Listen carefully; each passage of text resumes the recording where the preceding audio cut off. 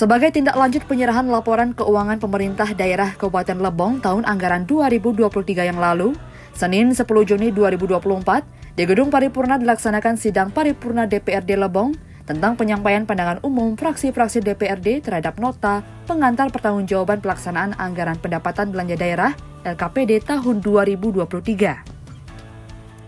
Sidang paripurna terbuka untuk umum ini dipimpin oleh Ketua DPRD Charles Ronson, didampingi Wakil Ketua 1 Dedi Yahyo dengan 9 anggota DPRD Lebong.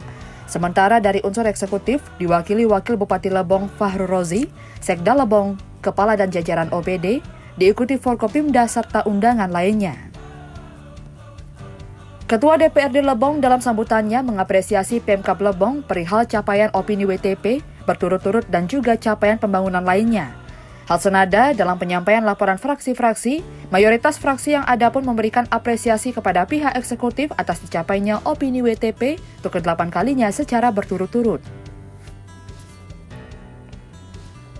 Pandangan fraksi satu persatu juru melalui bicara fraksi dari masing-masing partai membacakan pandangan berisikan saran, masukan terkait nota pengantar Bupati mengenai laporan keuangan pemerintah daerah Kabupaten Lebong tahun anggaran 2023. Penyampaian pandangan umum fraksi dilaksanakan secara bergantian di antaranya. Fraksi PAN diwakili oleh Pip Haryono, fraksi PKB diwakili oleh Erlan, dan fraksi Nasdem diwakili oleh Yeyen, fraksi Perindo diwakili oleh William Bahtiar, serta dari fraksi Gerakan Perjuangan Rakyat yang diwakili oleh Rama Chandra.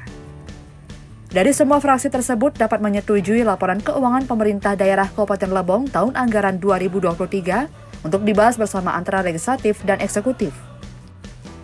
Dari semua fraksi tersebut dapat menyetujui laporan keuangan pemerintah daerah Kabupaten Lebong tahun anggaran 2023 untuk dibahas bersama antara legislatif dengan eksekutif. Adapun rapat paripurna yang akan dilanjutkan nanti pada waktu yang akan ditentukan, yakni jawaban Bupati atas pemandangan umum fraksi-fraksi DPRD Kabupaten Lebong terhadap nota pengantar LKPD Bupati. Dari lokasi tim Lebong GBTV melaporkan.